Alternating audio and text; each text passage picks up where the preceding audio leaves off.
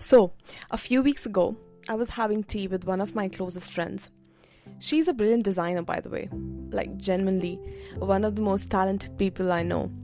5 years of architecture school, 5 years of grinding through studio at a firm that shall not be named. And I made the mistake of telling her that I was starting a podcast about AI in design. She put down her tea, looked me dead in the eyes and said, "Divya, AI is garbage. It's a gimmick. And we are losing real talent because of this nonsense. Why are we promoting it?" And here's the thing. She's not entirely wrong. Like, she's not entirely right either, but she's not wrong. Welcome back to the Geeks Design Studio. I'm Divya, and today we are doing something a little different. Today we are not just celebrating AI. Today we are having the real conversation. The one that's happening in studios and universities and WhatsApp groups all over the world, but somehow never makes it into the polished LinkedIn posts. Because if we are going to talk about the future of design and technology, we need to be honest about what we are actually afraid of and what we might actually be getting wrong. She put her tea down and said, "AI is garbage." And honestly, that conversation is the real reason this episode exists. Let's actually hear her out. And before I give you my side, and I do have a side, clearly, I want to give my friend the mic for a second, because I think she was saying something that a lot of you are also thinking, or that someone in your life is saying to you. Her argument summed up was this: when firms and studios start learning on AI tools for the early conceptual work, the sketching, the massing, the ideation, the junior architects and fresh graduates stop getting the chance to develop those foundational skills. The hand-to-brain muscle memory, the ability to sit with a problem and wrestle it into something beautiful. And she's pointing at something real, because historically, and I mean historically like CAD, Revit, every time a new technology enters architecture, there is a version of this same conversation.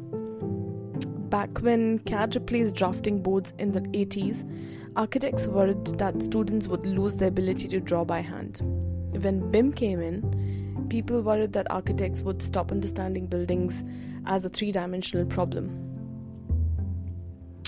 And you know what? Those concerns weren't crazy. Some of them were right. Hand-drawing skills did decline in mainstream practice.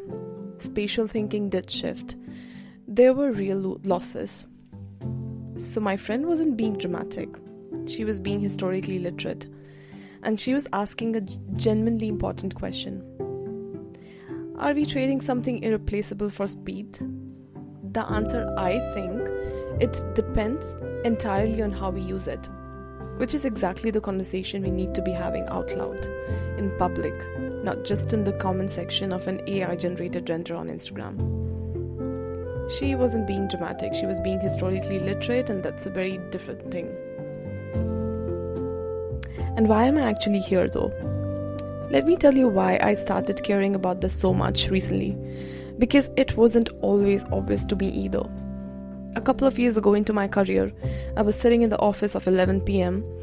on a Thursday, not doing anything creative, not solving any fascinating spatial problem. I was uploading a room data schedule for the third time that week because someone changed a door width. Imagine. And I remember thinking, I did 7 years of architecture school, 5 years of architecture school. I have a genuine obsession with the relationship between human beings and built space. I can spend hours thinking about how ceiling height affects the way a person feels in a room. And right now, I'm updating a door within a schedule. Let this breathe. The frustration should be palpable and relatable. And that was the moment. That was when I started asking, what if the boring part didn't have to be mine? What if I could hand the door width to something that genuinely doesn't care about door widths? And I could get back to the bit that actually requires a human being who loves architecture. That's not me abandoning craft. That's me protecting it. That's me saying the thing I trained for this, too valuable to be buried under spreadsheets. And look, I want to be honest. I didn't come into AI with open arms. I was suspicious too. I played with a couple of generative tools and thought, sure, this looks cool. But it also looks like a render that is software made for itself and not for a human being. The lighting is always soft and dreamy, and the geometry is always a little bit unbuilt. And I had the same fear as my friend as we outsourcing the thinking. But then I started actually using it inside the real workflows, and something shifted. That was me protecting craft, not abandoning it. There's a difference, and it matters enormously. But what we should actually be scared of? Okay, here's where I actually agree with my friend, and where I want to complicate the argument at the same time. The real danger is not AI. The real danger is passive adaptation. There is a version of the AI future in architecture where firms use these tools to generate more output with fewer junior staff, where the entry-level positions, the ones that used to be the training ground, the place where you built your eye and your judgment, those positions just shrink or disappear. And if that happens, if we use AI to reduce headcount rather than to elevate capability, then yes, we lose real talent. Not because AI stole it, but because we made a business decision that chose efficiency over apprenticeship. That's not an AI problem. That's a leadership problem. That's a values problem. That's a profession needing to decide what it actually believes about how people become good designers. And the best version of this future, the one I'm actually working toward, and why I'm making this podcast, is where AI handles the computational load and young designers get more time to develop judgment, not less. Where the first 3 years of your career are spent learning to think like an architect, not learning to update schedules like a data entry operator. And before you say that's naive, firms like Heatherwick Studios, Zaha Hadid Architects, and Big are already using AI especially to give their teams more room to explore. The question is whether the rest of the industry follows the good example of the cheap one. The real danger is not AI. The real danger is passive adoption, letting it shrink like the spaces where the next generation learns to think.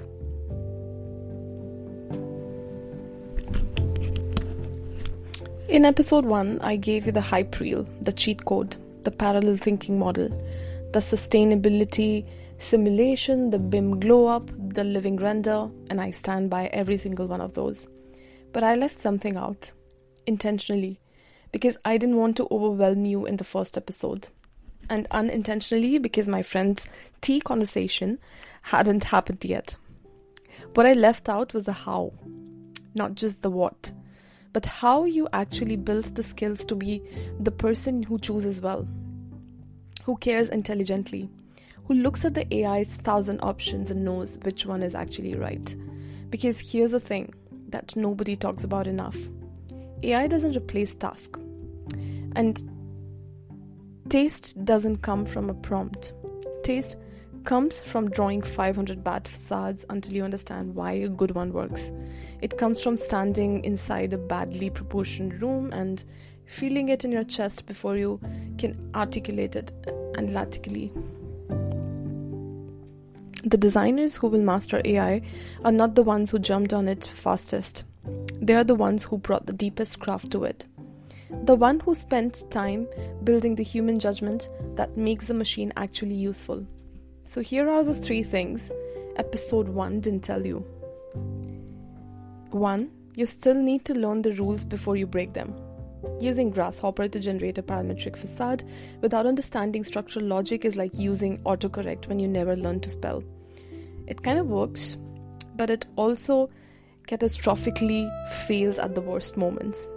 And the foundational skills, spatial reasoning, structural intuition, environmental principles, these are not optional prerequisites that AI makes irrelevant. They are the thing that makes your AI output actually buildable, actually inhabitable, actually good. Second, the prompt is the design brief. People think using AI is just pressing a button. The most underrated skill in the next decade of architecture will be knowing how to write a prompt. Because a prompt is a design brief. It requires you to be precise about constraints, aspirational about outcomes, clear about context, and honest about what you don't know yet. The designers who write brilliant prompts are the ones who understand their projects at a deep level, which means the skill of analysis and synthesis is more important now, not less. Third, the emotional intelligence layer. There is something that no model, no matter how powerful, can simulate. And that is the conversation in the meeting room when the client says, I don't know. It just doesn't feel right. And you have to translate that feeling into a spatial decision. That emotional intelligence, that ability to hold someone's intangible feeling and turn it into something real and structural and beautiful. That is irreplaceable. And ironically, the more AI handles the technical weight, the more visible and important that skill becomes. Which means invest in it massively. The designer who will master AI are the ones who brought the deepest craft to it. Taste is not a prompt, it has to be earned.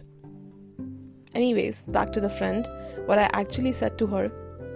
So back to my friend with her tea and her own correct and also incomplete opinion. After she said AI is garbage, I said something like, okay, I hear you. And I think the fear underneath that is real. The fear that we are going to automate the apprenticeship phase and produce a generation of designers who can generate 1,000 options but don't actually know what makes any of them good. And she nodded. Because that's actually what she was afraid of. Not the tools, the carelessness, the speed without wisdom, the vibe over the substance. And I told her, that's not an AI problem. That's a culture problem. And the answer isn't to refuse the tools. It's to demand that the culture around the tools stays honest, stays rigorous, stays human. She picked up her tea again, which I am taking as argument or agreement. The truth is, my friend and I want the same thing. We both want a profession that respects the intelligence and craft and the emotional depth that this work requires. We just disagree on whether the tools are the problem or whether our relationship to the tools is the problem. And I think that disagreement, that honest, caffeinated, slightly heated disagreement between people who genuinely care is exactly the conversation the industry needs more of. Not the polished LinkedIn posts, not the breathless AI hype, not the doom and gloom headlines. The real one, over tea at 6 p.m. when you have both had a long week and you're not performing for anyone. She wasn't afraid of the tools. She was afraid of the carelessness, and honestly, same. So, guess what? Your homework this week. Homework time. And this week, there are 2 of them, because this episode was 2 episodes in one. Homework 1. Have the conversation. Find the person in your life who thinks AI is garbage. Or the person who thinks it's the answer to everything, and actually talk to them. Not to win, to understand. Because the best ideas in the industry are going to come from the tension between those 2 positions, not from one side shouting at the other. Homework 2. Identify the skill you want to protect. The part of the practice that is irreducibly human. The thing you never want a machine to touch. And then invest in it this week, deliberately, consciously, because that skill, whatever it is, going to become more valuable in the decade ahead, not less. If you want to protect your hand sketching, do 20 minutes of freehand tomorrow morning. If you want to protect your client intuition, have a conversation with a non-architect about a space they love. If you want to protect your structural creativity, read 1 chapter of a book you should have read at university and did not. The machine is coming for the parts of your job that deserve to be taken. Make sure the best parts are too human to hand over. I'm Divya Goyal. This is Geek Design Studio, and if the episode made you think or argue with me in your head, I genuinely want to hear it. Leave a review, send me a text, Tell me what your friends said over tea, and I'll see you in the next episode. Goodbye.